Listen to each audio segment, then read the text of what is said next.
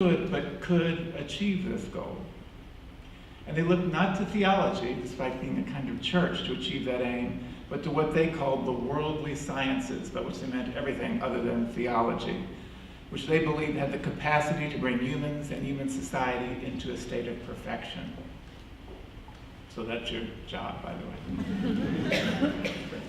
So that was the original vision and mission of our university. Our mission has become more complex over the years, as perhaps has our faith in human perfectibility. In 1853, when Tufts was founded, there was no medical school, no engineering school, no campus in Boston or Grafton. In fact, there was only one building when Tufts opened its doors, Ballou Hall, in front of which commencement took place this morning. In addition, worldly sciences have taken a bewildering variety of meanings and forms, some of which would puzzle poor Hosea Ballou if he could thumb through our present offerings today. And of course, in 1853, the Civil War was 10 years away, and those peaceful abolitionists, those universalists, had hopes that would later seem a little bit naive. Yet the core of what they believed, that our mission should be to bring knowledge and learning to bear on the human condition to advance the public good, that has continued to drive this institution. In 1945, for instance, after another great war, the Lincoln Filene Center for Citizenship and Public Affairs was founded here. And when the predecessor of UEP came on the scene, it was called Urban, Social, and Environmental Policy. It was a program within political science. It was immediately integrated into that mission. It's no surprise that when what's become known as the Tisch College of Civic Life came into being, it was a member of this department, Rob Hollister, who was named as its first dean. All of which is to say, again, I regard no unit in this university as closer to the ongoing spirit of the founders, a spirit which continues to animate our work to this day. And let me emphasize, there were two parts to the Universalist credo. It was not just about being do-gooders, which is great, but it wasn't just that. It was about bringing to bear upon social and environmental challenges all the skill and expertise that research and experience can produce. I believe that's a particularly important credo to contemplate at our moment. No matter what our differing political beliefs, I think we can probably agree that there's a fair amount of chaos in the government at the moment.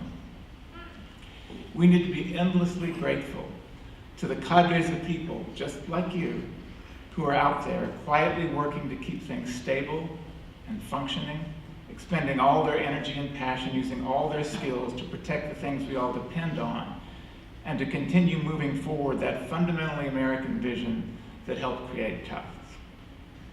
So let me now give you my official welcome. On behalf of Tufts University and the School of Arts and Sciences, it's my great pleasure to welcome the family and friends of this year's graduates in Urban and Environmental Policy and Planning to this happy ceremony. So your presence here today to honor these graduates says all that needs to be said about the ongoing support that you've given them. I know how happy they are to have you here with them, and the faculty and staff of Tufts are also delighted and honored to have you on our campus. And maybe this is a good time to recognize all the family and friends who are here today in the round. So join me.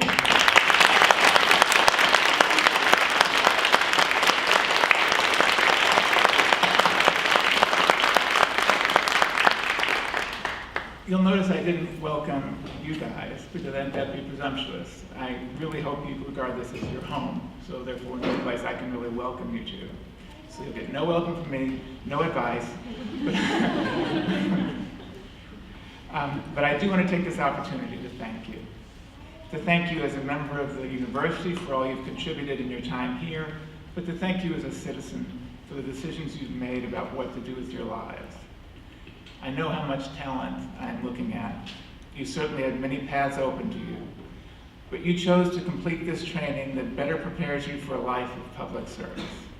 I have no doubt that this training involved hardships for many of you as you attempted successfully to squeeze all the work of earning these degrees into your already packed lives. I only hope that you feel Tufts has given you a fraction of what you yourselves are giving and will continue to give to your communities. Finally, I simply want to give you graduates a chance to celebrate the spectacular faculty standing behind me that stood with you every step of your way.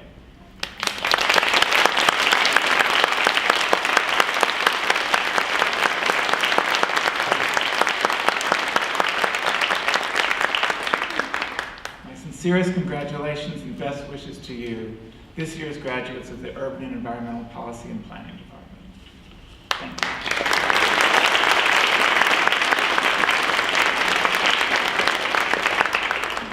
Professor Dunn. I've had most of you in my classes, and many of you as advisees, so I feel like I know this class really well. You're driven, creative, intelligent, and most notably opinionated. What I love about UEP students is that you don't ever have to wonder what they're thinking, because they will always tell you. Absolutely. We're proud of your many accomplishments and extend a special congratulations to Caitlin Matthews for winning the Outstanding Academic Scholarship Award from the School of Arts and Sciences this year.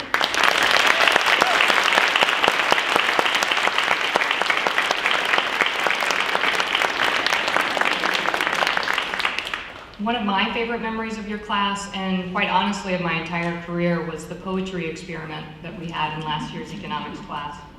Not that economics needs any more bells and whistles, because it's quite adequate and interesting without it, but together we explored the role of creative writing to improve memory and retention of the concepts, and I was amazed by your creativity. You wrote poems, many in sonnet form, about supply and demand, negative externalities, monopolies, and agglomeration economies, among many other topics.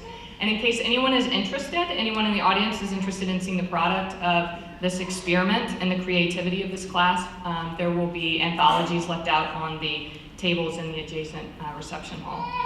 And so continuing on this poetic theme, I like to think of commencement as a kind of metamorphosis, a time when desire becomes action. It's easy to worry about the current state of our government and of public service more generally, but I would ask you to be optimistic, because the opportunity to make a difference is greater than any other time in our nation's history. Most notably, the time has come for local change. This is where the action is right now. This is an opportunity to make your communities better from the inside out. You can't wait and assume that good things will trickle down from above. Our president said it best, or was it Reese Witherspoon in Legally Blonde? I'm not quite sure. You have to think anyway, so why not think big? With that sage advice in mind, I encourage you to use the tools and education that you've received over the last 1 or 2 years, or 3, or 4, I'm not judging, to think big in your communities, because this is the age of trickle-up change. And speaking of trickle-up change agents, I have the pleasure of introducing our alumni speaker today, Marty Martinez. Marty graduated from UEP in 2001 and took his first job out of Tufts running the community youth program for the city of Somerville. He has been with the Mass Mentoring Partnership since 2007 and became CEO of that organization in 2012. As the first person of color to lead the Mass Mentoring Partnership, Marty has placed great emphasis on ensuring that programs and services meet the needs of local communities and that the staff and leadership reflect the diversity within the communities they serve. Marty has also held senior leadership positions with JRI Health, Boston AIDS Consortium, and the Regional Center for Healthy Communities. In addition to his professional experience, Marty has deep roots in civic and political life, serving on a variety of nonprofit boards and running for municipal office. Please help me in extending a warm welcome to our alumni speaker today, Marty Martinez.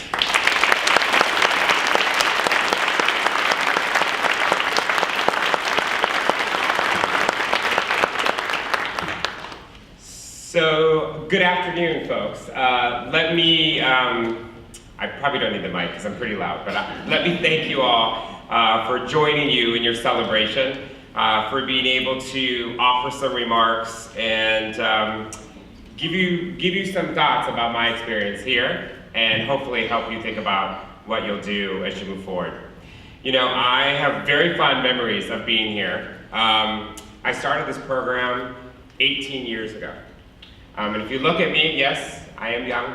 I started this program right out of college, and so I just turned 40. And so when I think about when I got here to where I am today, I think a lot about the fun things that I learned at UEP and at Tufts.